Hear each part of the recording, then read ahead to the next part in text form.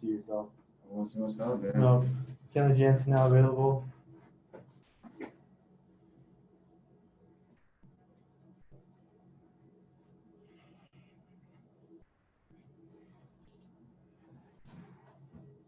First question from Alanna Rizzo. Go ahead, Alanna. Kenley, a really strong start for you coming out of the bullpen this year. In the 5 games you've appeared in, already picking up the 3 saves and obviously a very good earned run average. Haven't given up a run yet. What do you think has worked so well for you so far? I think just being me and stop worrying about the other extra stuff and just try to be athletic up there in the mound and just release the ball and let it happen. So I put a lot of good work in the off season, drive line and all that stuff. And, you know, at some point it's like you put too much work in and, you know, you just need to be you and let it happen. So that's how I feel about it. Can you expand a little bit about just being you? What do you mean by that? It's just don't worry about the extra stuff, about the mileage and, you know, all the other stuff.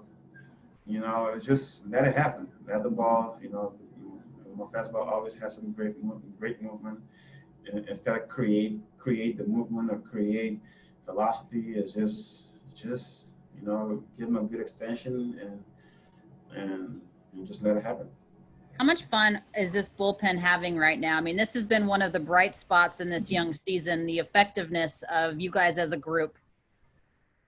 It's awesome. It's great. I be joking. I feel like we had a type of bullpen that, you know, I remember in 2009 when I played in the Fall League. I feel like that's what we have. You know, it's stacked. Such a great pitching. You know how everybody is elite. You know, from all the way from Joe Kelly to me to Blake, Buffalo, Petey is doing well, Santana. So it's a very stacked bullpen. So we're having fun. We're having a great time, and you know we just try to help our team win. You said the 2009 Fall League? Yeah. That's how I feel like Arizona Fall League right now. Okay. How do you feel about now when you have a runner on second base? Do you feel more comfortable just dealing with the guy at the plate, or are you still worried? You know, is the sign stealing and maybe intentionally balking still on your mind? Do you think you'll do that a lot this year? No, I won't do that. I won't do that this year. I really don't care if they steal a sign. You know, Okay. You know, as to me, is you know, have confidence in your pitch and let it happen. You know, they still gotta hit it. So I feel like most of the league already know what's my bread and butter pitch, and you know that's what they expect. And I'm the one who have to make adjustment and keep it honest. You know, make their not for them to not keep sitting on that pitch all the time, and you know, use my two seam often and my slider. You know, trusting those pitches also too, and just let the cutter happen. Great. Thank you, Kenley. Thanks, Lana. Next question is from Jorge Castillo. Go ahead. Hey, Kenley, back in spring training, which seems like a year ago, you mentioned tinkering with the slider a little bit, new grip and all that. I'm wondering, how do you feel about that pitch? And, you know, if you continue tinkering with it or you found something that you really like?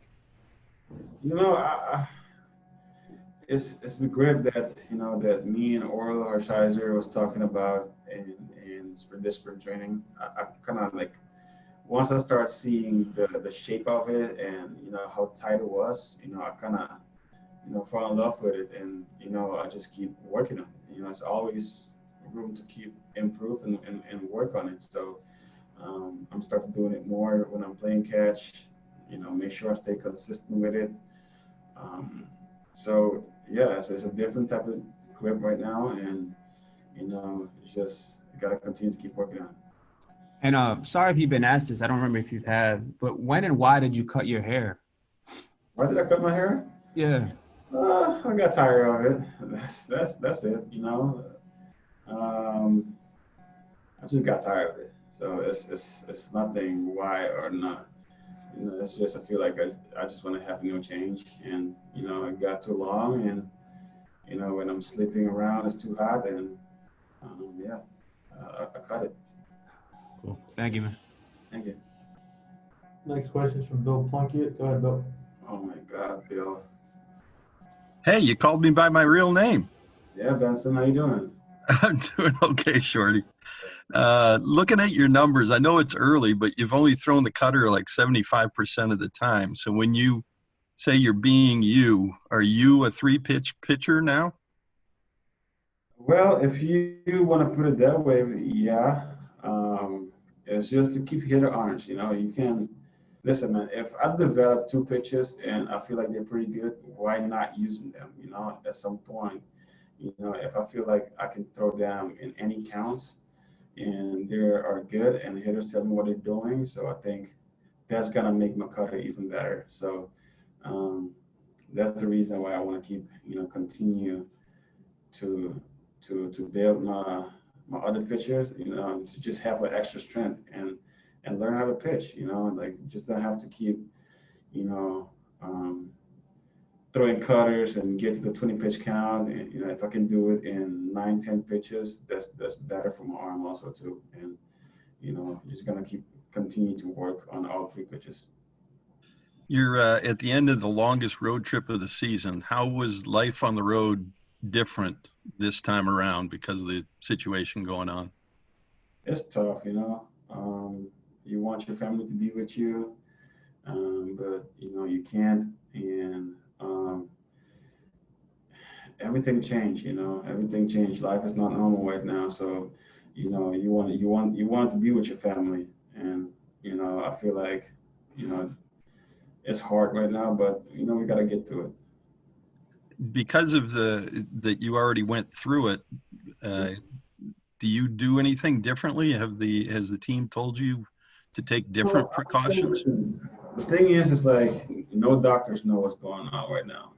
That's the thing of this pandemic right now. They all try to figure things out. So even that I got it, you don't know if you're gonna get reinfected again. So I'm not gonna take that for granted. Like, oh, I got it already, I'm good. No, I'm gonna act like I never had it. But of my experience, I can tell everybody to just take it very serious because since day one, when I told you guys, it could spread very quick, and we see it on Miami, we see it on the Cardinals. So this thing is hard. It's hard. And once it takes one person to get it, and you just don't know, and it can spread that quick. Thanks, Shorty. Thank you, Benson. Next question is from Dave Assay. Go ahead, Dave. Oh gosh. You should keep that mask on. Yeah. It's curious. You feed off of adrenaline at home and from the hostile environments on the road. How have you been able to perform the way you have without fans in the stadium to get the adrenaline going? Man, it's hard, man. I'm not gonna lie about that. It's an adjustment that we have to make pretty quick here because it's so much easier to live with your fans. Either your fans are cheering you or the players to the side are booing you, and you come out there and shut it down. It's so much easier to pitch when it's fans in the stands. But we're making an adjustment. Just try to keep focused more and more and locked in, and don't try to fight it. Don't try to find it like I want to dig in and find that adrenaline. Just let it happen. That's what I'm learning out there. Just go out there, be me, and let it happen. And when it comes, it comes. Did it help at home when they played your intro montage on the board and the music and all that? Honestly, it's normal. I mean, it's so much different when that song we're playing, the intro we're playing, and the fans is in the stands. So it's not about the song. To me, it's like how the fans cheering you when you coming in and just get your adrenaline going, get you up. So that's the one thing that you don't feel like when you coming in Dodger Stadium shaking.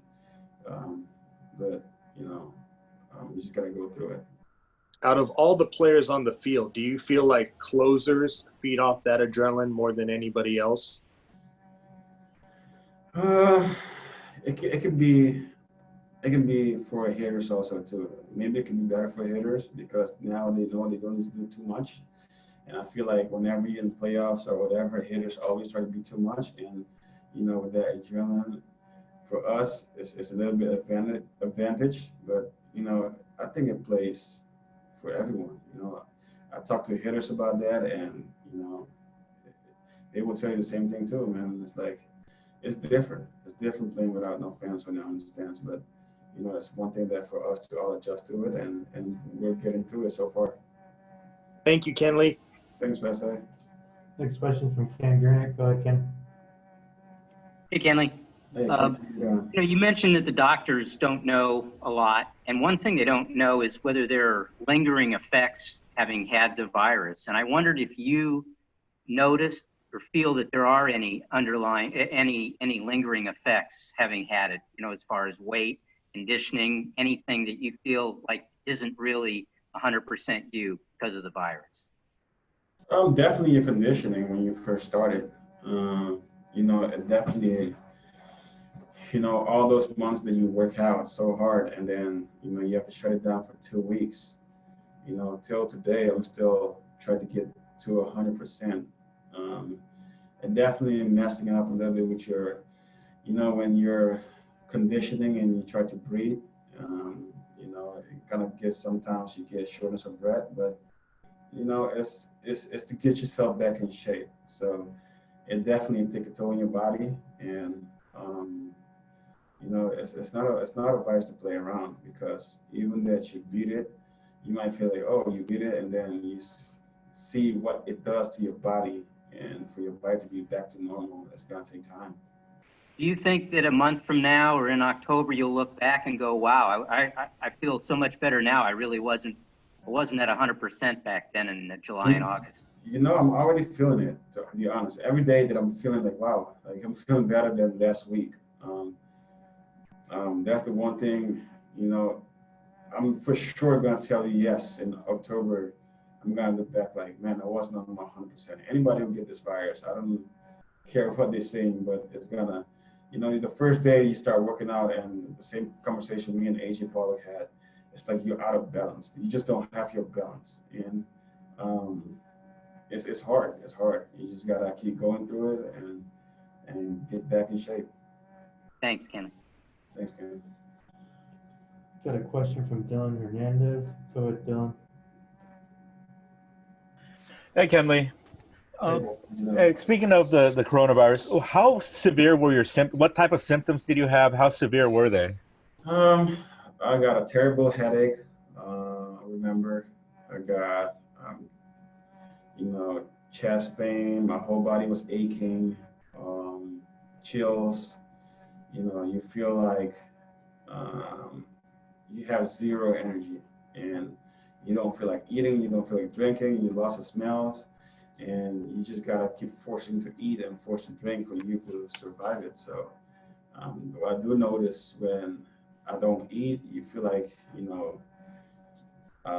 it makes you worse. And then if you lay down too much in bed, I feel like it makes you also worse. So definitely be walking around, sitting in the sun, keep drinking a lot of fluids, a lot of tea, and make sure that I keep forcing to eat. So that's what I did. And I kind of feel like I get through it for the 3 bad days that I've had. But yeah, definitely, a lot of body ache, chills, and loss of smell, and a bad, terrible headache. I mean, you take Tylenols, that Tylenol probably will help for an hour or two, and then, your head's being hurting again. So yeah. I know, in the past, in past off seasons, past spring trainings, you've talked about, changing your diet and stuff. Seems like this year, though, you've really kind of come back. I mean, you almost look like a quarter miler now, right? In terms of like how much weight you've lost. Why was there anything that you did differently this? Was there, whether it was in the winter or during the shutdown period? Yeah, I'm definitely gonna listen. Even though I know my heart is fine, the doctors told you your heart is fine. It's still, whenever you gain weight, you're gonna put pressure in your heart. You're gonna put yourself in risk. So for me, I always have to make sure I'm ahead of myself. Just always, make sure that, you know, I don't gain a lot of weight, because if I do, you know, even if you do this heart surgery, you're asking yourself for a risk. So we're going to continue to keep working on my diet and work on watching my weight very closely, so I don't gain weight. So playing this game, when I'm done playing this game, I'm gonna, you know, just continue to try to hold on to it, so, you know, I can stay healthy for a long time. I wanted to go back to last season real quick. It was, you know, at the very end there, at the game 5 of the NLDS, where start of the 9th inning, you know, Dave doesn't go to you. Start of the 10th inning, Dave doesn't go to you. And I was wondering at the time, how did you take that? And did it take some time to kind of get over or process? And what was that process like? You know, Doc, I trust in Doc. He's the manager. Me and him's always on the same page, and we talk about it. You know, we try to, you know, whenever that game was tied, because our dude was warming up in the bullpen when those 2 homers happened that quick, and then he decided to just try to lengthen the game. You know, that's what's his idea, to lengthen the game. And, you know, I probably would have come, you know, to, you know, multiple innings, 2 or 3 innings, if the game would have go that long after 10. But, you know, that's the decision, and, you know, listen, it happens. We're not looking back as that, because, you know, I had a tough time last year during the season. Everybody's going to go through it. You know, it's just this year we have a very good team, and to me, I take it normal, man. You know, I have trust in my Doc. This is the manager I want to play for, hopefully the rest of my life.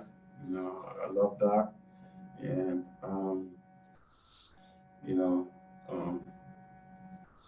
I just want to be better. I just want to be better. I know I didn't have my best season last year, so I'm not gonna sit there and, you know, be at home and feel sorry for myself. No, I'm gonna try to turn it around and, you know, put the work in for every single penny they pay me to do, so I can come and do the job. Given that, was it important for you to get off to this kind of start? Yeah, why not? You know, you listen, man. I know what I did in the past. You know, I put everybody into such a, you know, the standards that I have is on the high standards, so everybody's gonna expect me to do good, and I'm expect myself to be doing good. You know, I think this is good for everybody to see also too, that, you know, when you struggle, you know, you can turn the page, and become a better pitcher. So, you know, that season helped me develop my 2-seam even more and my slider. So I feel like I'm a complete pitcher now. That, you know, I have 3 pitches I can pitch, and it's just you learn from it. You know, if that didn't happen, I probably won't learn from it, and we just gotta look forward. You know, maybe that might put me in a situation for us to be in the playoff this year, or if we get to the World Series, you know, I'm more experienced of, you know, don't be stubborn out there, and, you know, the hitters will tell you what to do. Thank you, Kenley. Thank you. I have one final question from Alden Gonzalez. Go ahead, Alden. Hey, Kenley. Just wanted to circle back to something that Dave S.A. was asking you about, just sort of summoning the intensity in save situations when there are no fans in the stands. I'm curious if you've ever tried to do anything, especially this year, to just maybe manufacture that for yourself. And is there anything that you really could do? I mean, the easy answer for a lot of relievers is just to maybe just pound a bunch of Red Bull, but I feel like that's probably not an option for you. No, if I drink Red Bull and then call the doctors for them to shock my heart again, because I'm 100% sure I'm gonna go back to AFib. So, yeah, I can't do caffeine. I mean, it's hard for me. It's hard for me to do coffee. You know, it's hard for me to do Red Bull. You know, if you do that, I want to go to the ER and shock my heart again. So, no, it's just focus, man. Focus, controlling your breathing, and don't try to do too much. And, you know, that's why I feel like, you know, whenever you're gonna try to do too much in a situation like that and high leverage, you're gonna ask yourself, you're gonna get pretty much in trouble. So you're gonna ask yourself to do too much also too. So it's just continue to do what I'm doing. let it happen, let it come to me. The reason why I say let it come to me is just, just don't. It's nothing for me to create. I had a natural cutter, so I'm not gonna create that. I'm just gonna let it happen in front, and be smart out there. Be smart. Use all my pitches, and help the team win ball games. How much better do you feel like you've gotten at that over these last few years, maintaining that internal focus and the controlling your breathing and all that stuff? It's getting better each day. As long as we're gonna play this game, we're gonna keep learning every day. We're gonna learn more about ourselves. We learn more about the game. So, I feel good where I'm at right now, and can't be satisfied at the same time. We just gotta keep continuing to put some work in and try to be better, day in and day out. And when you go out there, just have fun. That's the one thing you can't forget about. Is you're in the major league. You just go out there and have fun. A lot of people cannot do this. So, it's a blessing for me to be here, and sometimes to forget about those little stuff. You just go out there, have fun, and just help our team win ball games. Great. Thanks, Kenley. Thank you. Thank you, Kenley.